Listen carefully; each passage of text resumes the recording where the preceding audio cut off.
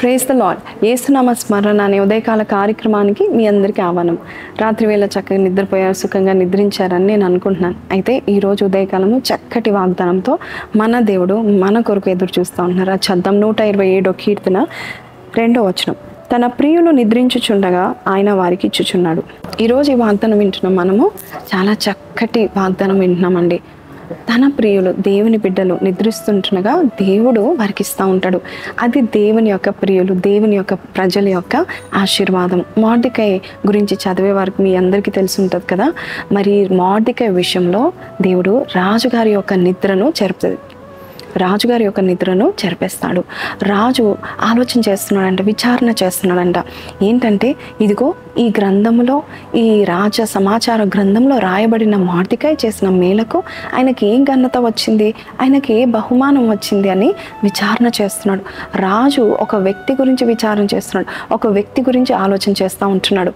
అంతే వెంటనే హామాన్ రాగానే, ఒకవేళ నేను రాజుగా ఉండి ఒక వ్యక్తిని గణపరచాలంటే ఏమి చేయాలన్నప్పుడు హామాన్ అన్నీ చెప్పినప్పుడు అప్పుడు రాజు అంటాడు, ఇదిగో ఏది తప్పిపోకుండా ప్రతి ఒక్కటి మొర్దెకై కొరకు చేసి నీవు ఆయనని గణపరచాలని రాజుగారు చెప్తా ఉంటాడు. నిజమే అండి, మన జీవితంలో కూడా కొన్నిసార్లు హీనమైన, సామర్థ్యం లేని వారుగా, ఎవరు కూడా పట్టించుకోలేనంత చాలా దీనమైన స్థితిలో ఉన్న మనల్ని దేవుడు గుర్తుపెట్టుకొని రాజులను సహితము they are going to discuss about you. కొంతమంది మనుషులు నీ గురించి విచారణ చేయబోతున్నాడు. ఇతన్ని నేను ఎలాగ గణపరచాలి, ఈమెని ఎలాగ హెచ్చించాలని మనుషులు నీ గురించి ఆలోచన చేయబోతున్నారు.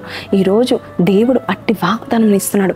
నీవు నిద్రిస్తుండగా దేవుడు కొంతమంది నిద్రలను, అధికారుల నిద్రలను చెరిపి నీకు మేలు చేసేంత వరకు వారు ఊరుకోరు. అలాంటి దీవెన దేవుడు మనకు దయచేస్తున్నాడు. మనం పడుకున్నప్పుడు దేవుడు మనకి ఇస్తూ ఉంటాడనే వాగ్దానము మనం వింటూ ఉంటున్నాం. ఈరోజు నువ్వు ఎలాంటి స్థితిలో ఉన్నా కూడా మంచి చేస్తూ ఉండు.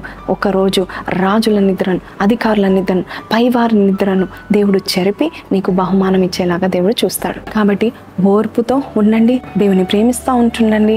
అలాగే ఒక్క రాత్రిలోనే నీ జీవిత చరిత్ర మారుతుంది. ఈ వాగ్దానం మీతో మాట్లాడితే కళ్ళు మూసుకొని ప్రార్థన చేస్తాను. పరిశుద్ధుడ మహోన్నతుడవు తండ్రి, నాయన అయ్యా మేము నిద్రిస్తుంటుండగా నాయన నీవు నాయన మాకు ఇస్తున్నావు నాయన. ఈ గొప్ప దీవెన బట్టి నీకు వందనాలు నాయన. రానున్న దినాల్లో నాయన అనేకులకు నాయన ప్రభ తండ్రి మేము దీవెనకరంగా ఉండడానికి మమ్మల్ని దీవించమని ఎవరైతే కోరుకుంటున్నారో నాయన, అయ్యా నీ ప్రియులను నాయన ప్రభ అయ్యా వారిని హెచ్చించి వారి గురించి ఆలోచించే వారిని నువ్వు తీసుకొస్తున్నందుకు నీకు వందనాలు. వారి గురించి డిస్కస్ చేసి వారిని హెచ్చించాలని అనుకునే మనుషులను నీవు లేపుతున్నందుకు నీకు వందనాలు. అలాంటి వారి నిద్ర చెరిపి వారికి అయ్యా తన్ని నీ బిడ్డలకి ఏదన్నా మేలు చేయందే వారు నిద్రపోకుండా ఉండడానికి నీవే ప్రభాత వారికి సహకారం అందిస్తున్నందుకు నీకు వందనాలు. ఈ రోజు నాయన ఇచ్చిన వాగ్దానం బట్టి నీకు వందనాలు.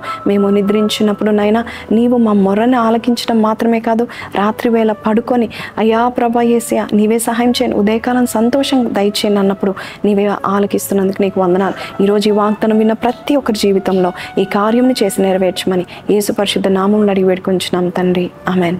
సో ప్రైజ్ లార్డ్ అండి. ఎందుకు పనికిరాను నేను, నాకు సామర్థ్యం లేదు అనుకోకండి. దేవుని ప్రియులుగా మీరు ఉన్నట్లయితే ఖచ్చితంగా మిమ్మల్ని హెచ్చిస్తారు.